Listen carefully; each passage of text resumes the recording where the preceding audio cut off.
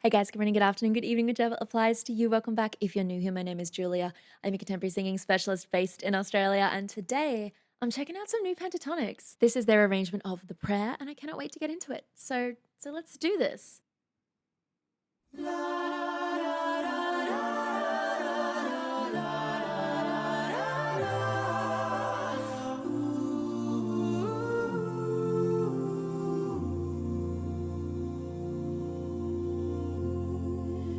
I pray you'll be our eyes and watch us where we go and help us to be wise in times when we don't know. Let this be our prayer when we lose our way.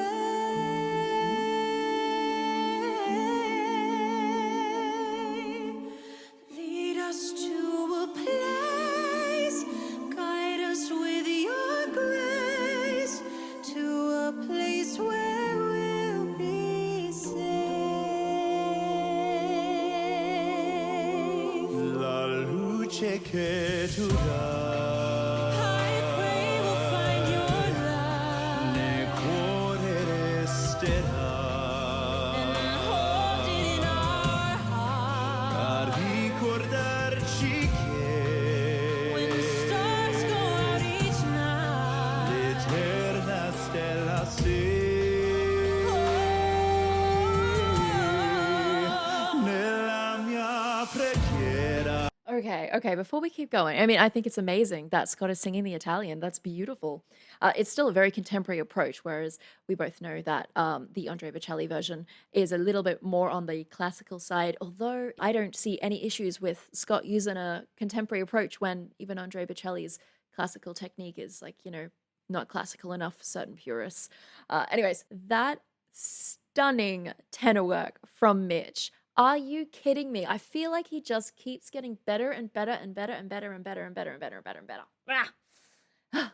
The fullness in tone, the variation in dynamics, just those are the things that make something sound so sweet and beautiful. There's a pureness to some of his approach as a vocalist that I feel like hit really wonderfully over what the backing figures were doing. Although I was a little surprised at the amount of movement in those backing figures. I feel like they were trying to outline the full, like, tonal texture of the piece, but in this context, there's far less of them. So if there are more lines doing the same movement, it can start to dominate the musical texture. I'm not saying that it's a bad thing, I'm just saying that it was in contrast to sort of what I was expecting, being really familiar with the prayer. And it actually wasn't until they hit the build in that next section that it sort of like clicked for me musically of like, okay, this is what they were leading us to.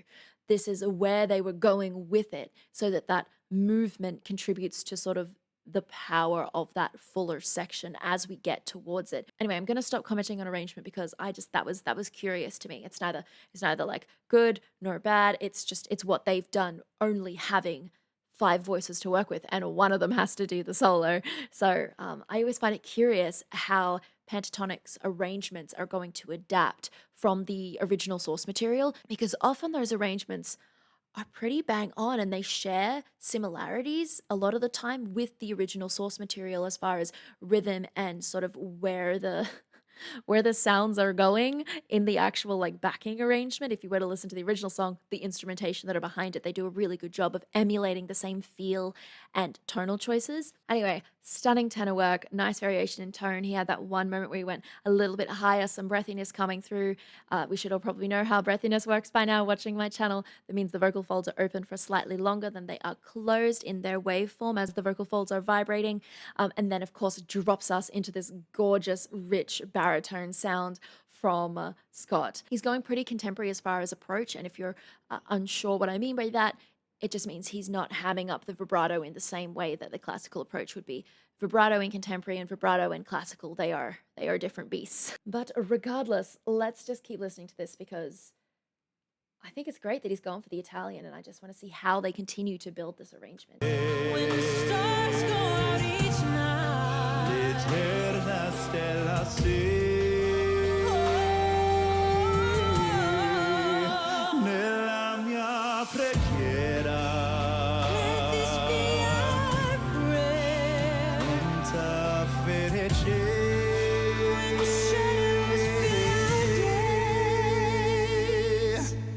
lead us to a place Guide us with your grace. Give us faith so we'll be saved. Okay, we have to go back. Mitch, you just are insane. It's so pure and beautiful and so well balanced, like that roundness to the tone. I've mentioned in my last Pentatonix reaction that there is a tonal quality that Mitch produces that if we were to look at voice class, he's able to generate a vocal tone that would slot right on into countertenor. And yet I also know he's got range to go down as well. So he's got this fabulous range. Just listen to the purity on this dude. Oh my gosh. Let this be our prayer. tanta felice When the shadows fill our days. Also, I made a comment on vibrato before. Mitch's vibrato is so even as well. It's doing me in. lead us to a place Guide us with your grace. Give Ugh.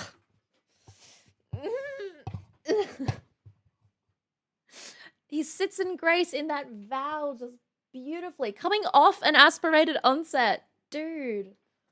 with your grace. Give us faith so we'll be saved.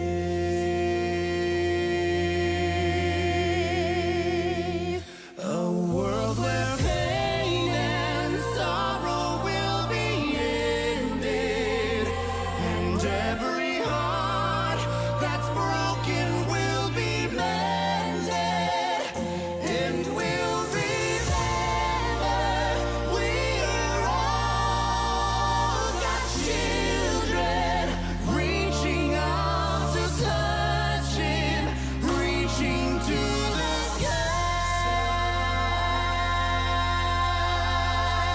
We ask that life become. We ask that life become. And watch us from above. And watch us from above. We hope it's so. Kirsty! Kirsty, why are you doing this to me, girl?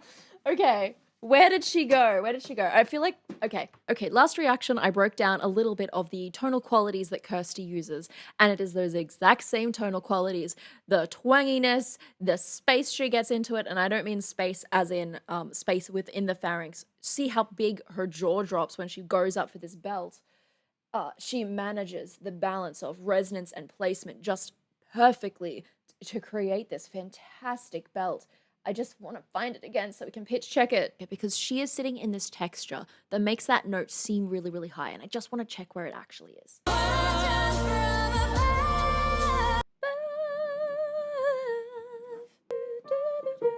So D5.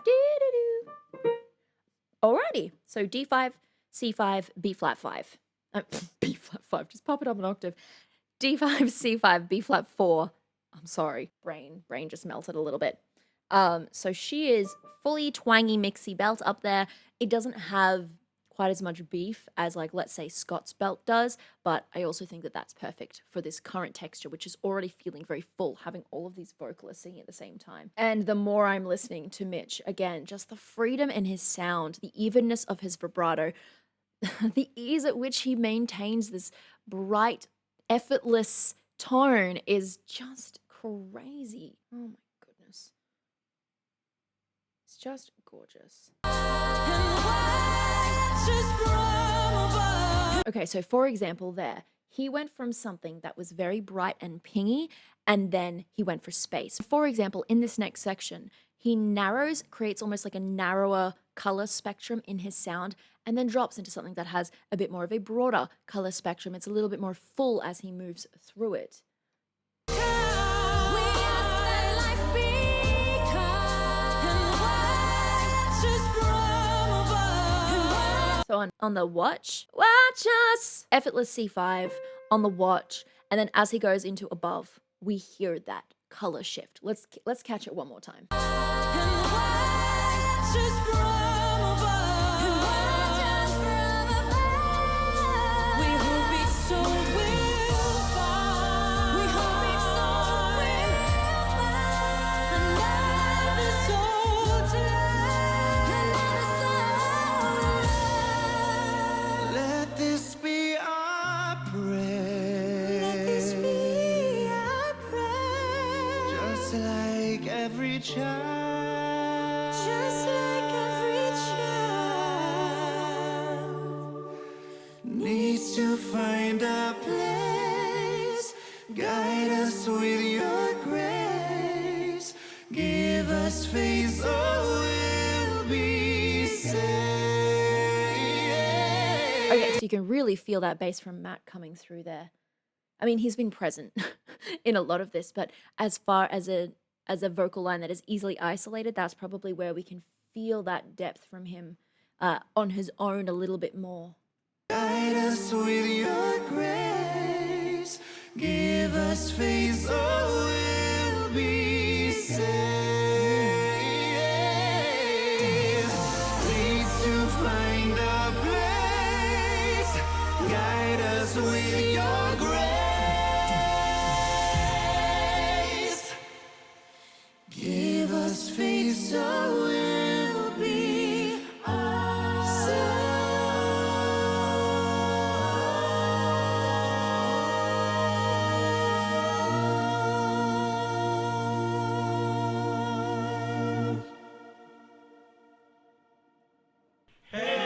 Thank you guys so much Hey. for watching the cover of The Prayer. We hope you loved it. Yes, we did. Yes, we did. Wait. Absolutely. Now make sure to check out our top tracks on this playlist. I don't know, somewhere on the screen. Yes, Ultimate Christmas. And guys, we're going back on tour. Come to Australia. Oh, tour dates are in the description be box fun. below. We'll see you there. Only if you come to us. Otherwise, I won't see you there. Oh goodness. Okay. All right. So that was straight up stunning, and they really got the most out of the amount of layers that they put into this particular arrangement. There were a few layers there where it felt like I could hear the timbre of someone that I could also hear singing a different line at the same time. So, of course, without looking at the workflow for the production of this song, I can't completely speak to exactly what it is. But I would suspect that all of the tracks have clearly been laid by them, and they would have arranged it in such a way that when they sing this live, we would still get the full effect. But I mean, I mention this every time we listen to a cappella on this channel. There is a cleanliness that you get from production that can be hard to emulate live because we're human, but often it's that humanness that we hear when we are listening to them live that makes us connect with them even more. Otherwise, we would just listen to the track. And the only reason I mention that is because production does matter, and it's a really important part of modern contemporary vocal performance. Modern songs that are released, if it has not been produced to some degree, often it's no longer industry standard. But we also need to bear that in mind when we listen to the recorded track like this. It's not the same setting as a live performance. Now, as we know, Pentatonix live also kick absolute butt, so I'm not really worried about them not being able to transfer the magic of the pre-recorded, produced version on stage, because we've seen them do it before. I mean, me through a computer, because I don't even know when the last time they came to Australia was. But seriously, come to Australia. I would like to see you live. Of course I'd want to see you live. Anyway, as far as other vocal things go, I feel like this arrangement was clearly focused on both Scott and Mitch as the soloists. We had that just stunning contrast between the richness of Scott's baritone and then Mitch, just, I probably said it all earlier, just flitty floating around, making beautiful, pure, amazing, flexible, tonally shifting choices. Oh, just amazing. They're just really, really capable vocalists, guys. Don't know what to tell you. I could speak to the fine tuning that kind of speed and accuracy and the dynamic choices entails, but that would probably take a really long time. So I will try to simplify it to The vocal folds, they can get longer and thinner. They can change their close and open duration, like the phase of them vibrating, how closed they stay, how open they stay within that vibration cycle. The mass changes the tone, the amount of engagement on different muscles is going to change just how much amplitude is created at the vocal fold level. And then you have all of these crazy acoustic things which occur above the vocal fold level with things like epiglottic fold curving over, giving us twang, which would contribute to Mitch's, I mean, all of them, Mitch, Scott, Kirsty, the brightness that you hear in some of their tone qualities, particularly when they're belting, particularly Mitch and Kirsty, when they're belting. You hear this bright, pingy tonal quality